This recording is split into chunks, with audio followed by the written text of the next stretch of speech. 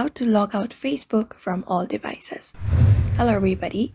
If you're wondering how, you may follow up this method. So go ahead and open up Facebook app on your device. And then once you open it up, you should be finding this interface. Now from the given interface, go ahead and tap on the menu at the top. And then this opens up. Now from menu, head over to settings.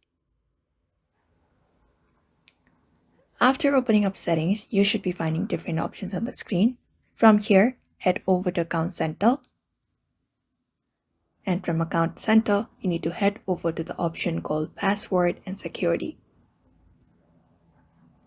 After going to Password and Security, navigate to the option that says where you are logged in. This one right here.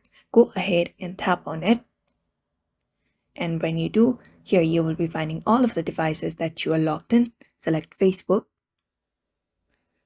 And from here, you can select devices to log out.